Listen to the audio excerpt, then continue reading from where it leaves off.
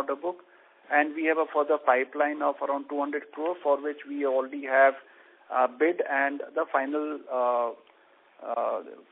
decision for the allotment or award of the order is still pending. So we expect the order book to continue to be strong, which will help us to perform higher execution targets year on year. And my second question is about how do you rate your capability vis-a-vis other people in GIS space? There are a couple of people in India who serve to Google and other multinational for the GIS space. How do you rate yourself in that aspect? So if you ask me, we have various buckets of the business segments, and if I were to compare with any of the such competition like those who are serving Google, or we have just acquired one company which was serving Ericsson, which is also a large multinational in US. So we are serving those large clients also through such verticals, and that doesn't make it's only a part of the whole. So we have various business segments where our focus remains on providing the smart city solutions as a solution, which also therefore includes parts of that which has, let's say, geospatial, more onto the technological aided software development solutions, and therefore we don't only cater to the large clients like Google or Ericsson or for that matter any of these Amazons, but these are one of the buckets which caters to such businesses, which we had also in the initial introduction we mentioned about the manufacturing and other industrial customers. And sir, will you compete with Cyient, Cyient? Will you go to US and other geography to compete with Cyient and other people in this space? I have little knowledge about that, so I won't be able to comment on it. Our focus right now on US is to set up the geospatial arm, and we are trying to focus over there. And in that endeavor, we have acquired one VTS company which is into geospatial, which also I mentioned in the past. I'm not quite aware about the science, so kindly pardon me for that. Thank you, sir. I wish you all the best. Thank you. Thank you. The next question is from the line of Ankur Kumar from Alpha Capital. Please go ahead. Hello, sir. Thanks for taking my question. Sir, I wanted to ask, in terms of our two segments, geospatial and technology, is there a big difference in margins? And how much of our order book can be divided into the two segments? As I mentioned, around 750 crore order book has around 550 crore book of geospatial as of now, and around 200 crore of order book on technology solutions. I can also mention, which I have not clarified earlier, the 200 crore pipeline, which we are right now banking on, subject to the final award. 80% of that is into technological solutions. So if everything had to come through, then this percentage of technology solutions into order book will further improve. That's a mix of the business which we are catering into. As regards margins, I think we have already given a kind of the margins which we have been sustaining, and we aim at improving it further on a sustainable basis as we grow further. But there is no significant difference in the margin between the two segments. Is that right? It doesn't make difference between overall segments. There will be some contracts which may have a higher margin because of our special exposure to that particular geography or that business. But typically, on an average, the margins for both the segments should be in the similar range, as I said, between 20 to 25 to 30%.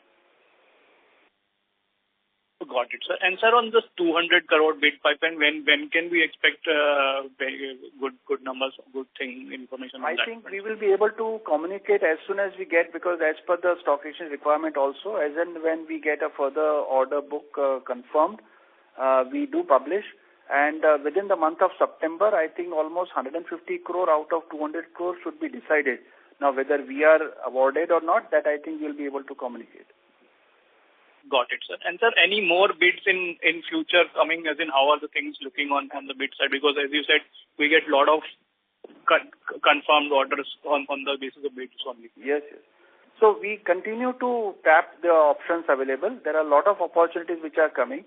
I am sure you must have gone through the recent Honorable Finance Minister's budget, where they have, in fact, if you look at the outlay budget, they have identified a total expenditure outlay of around 1,13,000 crore on the three elements, which is geospatial, smart city development, and the energy solutions. In which all of these we are there as a presence. So not that I am saying that we will be benefiting out of that 1,13,000 crore worth of outlay, but there are a lot of opportunities which we expect to happen because the government focus on these areas is significant and has come out very startlingly in the budget which has been announced by the Honorable Finance Minister on the 23rd of July. Got it, sir. Any comments on working capital side, sir? How soon can we receive money? So as we have been seeing that we are into a projects which span into a period of 1 year, 2 years, and because it's these projects are, I would say, spread across large geographies which may cover sometimes multiple districts. The overall working capital cycle may be little more, but quarter on quarter we have seen that the working capital cycle is now further reducing.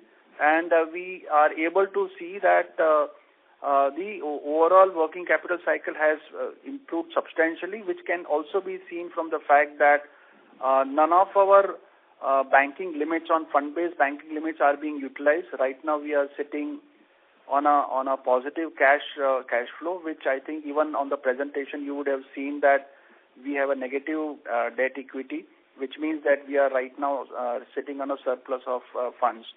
So I think working capital is not a major cause of concern, and I think it's a hazard, a natural hazard to this business, if I can submit that way. Sure. Thank you, sir. Thank you. Thank you. Thank you. The next question is from the line of Saurabh Sadhwani from Saharsar Capital. Please go ahead. Good afternoon, sir. So can you please tell us what are the margin levers which will help you to achieve your aim for your margins of 20% to 30% range? To be very frank, the kind of the expertise which we already have built, I would not say that it's a major constraint to the new entry, but the technological knowledge which we possess, I think it's not easily replicable, and therefore the margins which we are looking at is something which is always possible, and therefore the levers of margin is the delivery, and we are, as I already mentioned in the past, we have the ability to deliver. We have a good 1,000 technically qualified, skilled employees with us, which help us to execute with a good perfection. We are, as also mentioned earlier, that we are also having a technological enabled tool to ensure that all the projects are being monitored through a central database system. We also have implemented kind of certain software tools whereby the integration between different systems is also feasible, and which enables the execution faster. So I think that the margin story of 20%, etc., is given with the kind of size of business which we are into. Okay. And sir, could you give us an example of a project in both of your segments for geospatial engineering and technology solutions that you might have done, a use case that you might have implemented? Well, one very interesting project which we are right now undergoing, and that's a very large project which we are implemented within the short possible time of 6 months. It's called a digital project management system, and this is a small project which is on the verge of completion, where we were awarded a contract through the government of Maharashtra, where almost 900 schemes of water irrigation systems were to be integrated, for which a technological platform was to be built by us. We got all the schemes onto different formats of the documents, which we converted all of them into GIS. We made them technological enabled into a mobile platform as well as web enabled platform. We set up a system whereby a person can, on an handset, go to the respective location and do the audit, verify the asset, etc. And there would be a asset mapping also being done for the purpose of O&M or asset tracking, or right now the Bhu Aadhaar system, which is going to be implemented, will also be integrated to that. So this one system, which is a very, I would say, very good system, which has been developed in a very short time, is one of the examples which I can talk about on the technological solutions which we have implemented. One system which we are already implementing is engineering services and geospatial engineering services, where we have been allotted a contract before a year or so, and we are right now on the extension, or the I would say the further extension of the project.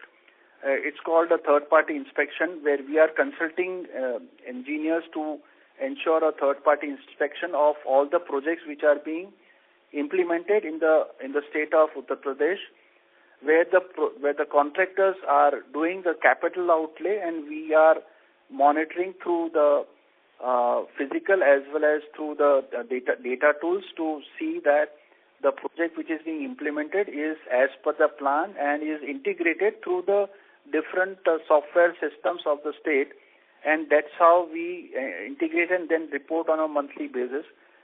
This is an ongoing project. This is a geospatial, where again the geo mapping of each asset is also being done over there, and this also enables for the rural water supply scheme under the State Water and Sanitation Mission of the Uttar Pradesh. These are the two just an examples of each one of the segment which we mentioned. I hope I was able to clear. The first one was technological solution. The second one was a geospatial and engineering service. Yes, sir. So very clear. Thank you very much. Thank you. Thank you. A reminder to all the participants, please, we request you to restrict your questions to 2 per participant. If you have any follow-up questions, you may rejoin the queue. The next question is from the line of Ritesh Gandhi from Discovery Capital. Hi, sir, and congratulations on a great set. So on the geospatial, we sort of understand you are competing with the Genesis and look at Map My India. Just on the engineering services side, who do we typically compete with? Is it the Onward Technologies? Is it the Tata Elxsis?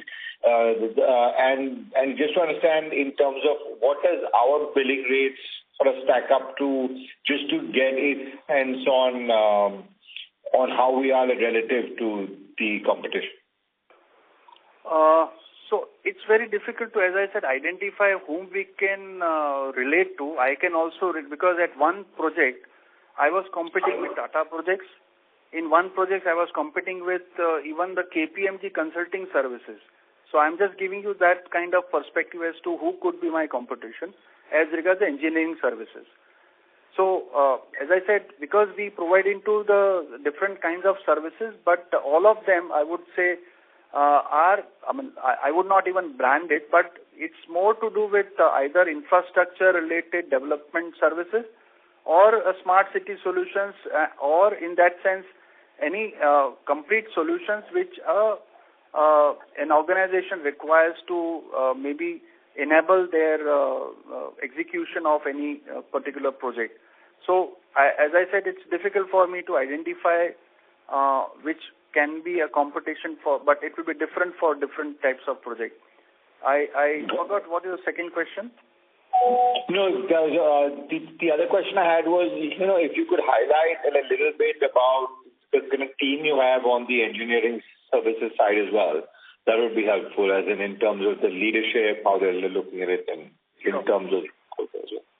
So I think we have very good experienced and a good team which has an average age of almost 10 years into our company. I'm talking about, let's bracket them into two. One is a senior management which has managerial and technical skills, and second is the execution team which has a technical and supervisory skills. In both the cases, I would say almost 70% of our people have an average age, I'm talking about the managerial skills, of more than 7 to 10 years of existence into our company. And I think that's a big asset for our company, because the continuity of people do give a lot of advantage as regards the aligning of the company's systems and execution skills. As regards names, I don't think you need names, because they are all seniors and they are expert into that respective field. But each and every vertical, we have at least 1+2 as a senior management skills. And therefore, if I can divide my total number of deliverable segments, we have almost 12 deliverable segments. So we have a good management team of, I would say, even on the project execution and management skills of around 35 to 40 people who are on the top management. The rest of them are the execution and planning and various other skill-related team members. Got it. Thank you. That's all from me. Thank you. Thank you. The next question is from the line of Anik Mitra from Phenomic Solution Private Limited. Please go ahead. Good afternoon, sir. Am I audible? Yes, you are. Thank you. Sir, last time when I have spoken to you, maybe in last 1 month, you said, like, I asked this question related to satellite-based tolling system, what Nitin Gadkari has mentioned. So you said wherever there is longitudinal and latitudinal data, there is a scope of taking up that kind of project. And obviously, you also have hinted you are discussing on this. So is there any progress related to the satellite-based tolling system? And if there is any clarity, like what could be the size of this business and where you can work on, if you can give me some. So we have capabilities to do that. Right now, the project RFP has not come on this part as regards satellite tolling project. I think it's a wonderful project to have. But as I said, we still need to have more details once we have the RFP published. I think it will be known little more better. We have LiDAR capabilities. We have the capabilities of doing the geo mapping on the basis of satellite, as well as drone facilities, as well as LiDAR facilities. So we also were evaluating various other such projects. So once we get some kind of RFPs, then I think we will be able to give you further guidance on this. Okay. Sir, my next question is related to the data center. Sir, is there any timeline like when we can see some revenue coming from the data center business? Well, I would not be able to give you any timeline. The segment has just started on 1st of August. In fact, a very senior member, perhaps if you were on the call, you would have Mr. Vijay, who is a very expert on this. He has joined our Singapore subsidiary, and he has an experience of around 18 to 20 years on setting up the data centers in the Singapore as well as APAC region. And we are actively kind of tracking the possibilities for getting those kind of new options available. So I would be able to get more specifics once I have something more to share. And as a normal, transparent corporate behavior, once we have some kind of signed documents for new orders, the same will be published in the stock exchange. Fair enough, sir. Sir, my final question is related to the government projects. Sir, payment history of government projects are not very pleasant in India. So, as your 70-75% projects are from governments only, so what kind of payment cycle do you see, do you get with the government, and what kind of receivable days you are maintaining with government? First of all, I think I have not had that experience and I have not seen that as a history in our company. And I would guess the government is also guided by its own parameters of corporate governance. We have seen that in these projects like the water-related or the IoT-based projects or the DPMS projects, the overall outstanding has been hardly 15 days or 20 days. So, so I don't think there is any major cause of concern when we look at the government projects. Yes, there are few projects, small projects, which had perhaps the government allocation of funds was dried up, and we are waiting for the fresh allocation. That's where the outstanding remains due for 2, 3, 4 months. But that is, I think, unavoidable when it looks to the central. And there are these happen when there is the project which is co-funded by state government and central government. So it could be possible that state government has the funds and central government funds are awaited, and or vice versa, in which case there can be small delays. But I have not seen major issues on the government project, the receivables. Absolutely fine. Thank you so much, sir. Thank you. Thank you. The next question is from the line of Sitesh Saraf from Tusk Investments. Please go ahead. Hi, good afternoon. Congratulations on the results. Just wanted to get a sense of how you see Ceinsys going in, let's say, 5 years from now with regards to the current business segments we have. How big do you envision each of the 3 segments to be, and do you plan to add any other lines of business? For example, you've just added data centers. Any color on how you're thinking about the business in the long run would be very helpful. Well, thanks for the compliment, first of all.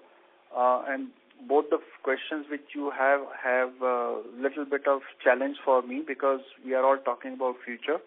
But I can only tell you that the 2 lines of segments which we have classified, which is geospatial and engineering services, and technological solutions, which are the 2 segment businesses which we have classified ourselves, seem to have a good kind of visibility for the next few years. I can't give any kind of due date for when they will kind of mature, and it's difficult for me to give you any guidance as to from a last years of 250 crore whether I will be 400 crore this year or what I will be this year. I think it's difficult for me to give you any guidance.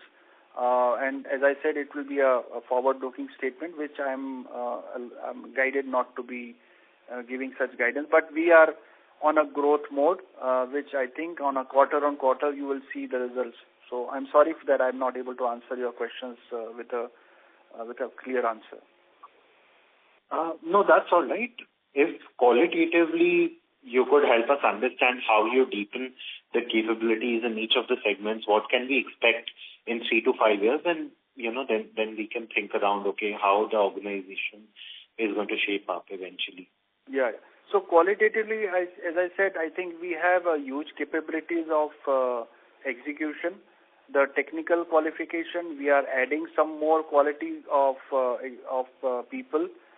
We have added, as you said, as you already observed, we are trying to add into a new segment which is called the tech-enabled services in the form of setting up or consulting for the data centers, which also we see a large options.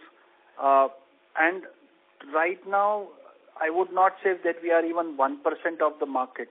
So the market is huge, and if we really, even if we work to get 2 to 3% to 5% of the market, I think we can grow substantially. So I would fail to give any clear guidance, but I mean, let's wait and watch for next maybe 2 quarters, 3 quarters. At the end of the year, you will come to know where we are heading to. Understood. That's very helpful. Thank you so much. All the best. Thank you. Thank you. Thank you. The next question is from the line of Ashish Soni from Family Office. Please go ahead. Sir, you mentioned the hit rate of 90%. So how does it work? Typically, what I have seen is generally hit rate in the tenders are not more than 50% also. So what's the special thing you guys do? I just want to understand that. So we don't apply for everything. It's not something that there may be in a month there would be around 15 to 20 to 25 tenders even in our sectors may have come. But depending upon the prospective competition, depending upon the timeline by which the same has to be executed, and depending upon the advantage which we have, in, let's say it may be in relation to a specific state or a district or a geography or a timeline, where we see that we are better off. That's where we evaluate ourselves, and technically if we find ourselves ahead of the prospective competition, that's where we apply. So it's something where we are not, because we have enough order book, so it's not something that we are craving for order book. So we go for quality order book where we see that there are better margins and we are able to execute them within the kind of the technical skills which we have. And therefore, we only identify those segments where we feel that we can certainly be ahead of the competition, whether it is on a technical skills basis or on a commercial basis. So I think it's a planned way to apply for tenders rather than a generic way to apply. And in terms of execution, what sort of risk are you seeing in next 1 or 2 years, and how are you gearing up for it? Well, first of all, there are general risk which any industry or any company would have. Those risks will apply to me, but they are very general in the sense inflation or government stability, etc. But otherwise, I don't see any risk as regards the skill set, as regards the capability issue on the funds, as well as on the technical skills. And we are, you would have already seen that we have presence in India at around 7 states as of now. We also have presence in US, which we are expanding further. We have presence in UK and Germany, and also in Singapore now. So I think we are trying to leverage our strength and get strength complementing from each other. That is where I think we are able to kind of build up our strength. So I don't see any major risk factors other than the normal, the way you mentioned when we look at a SWOT analysis. Same way, those peculiar bookish risk factors will be there. I hope I answered your question. Thanks on all the rest. Thank you. The next follow-up question is from the line of Ankit Minocha from ADZ Ventures. Please go ahead. Yeah, this is in reference to slide 11 that you shared the segmental performance. So I was just looking at the margins for the geospatial and engineering services, and I believe this quarter the margin has significantly gone down from what the margin profile was, say, for Q1 FY24 or for Q4 FY24. So could you please help us with what would be the reasons for this margin going down significantly for this part of the business?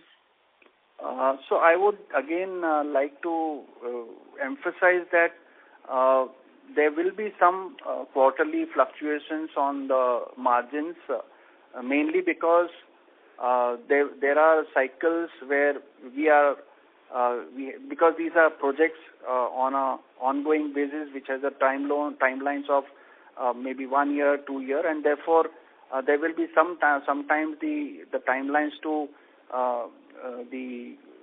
issue the invoices may not have fructified, and therefore we always believe that the margin measurement or the performance measurement should be done on a yearly basis, which is on a financial year basis. So the quarter fluctuations may be there. We would like to kind of submit that. Let's look at the yearly review rather than the quarterly review.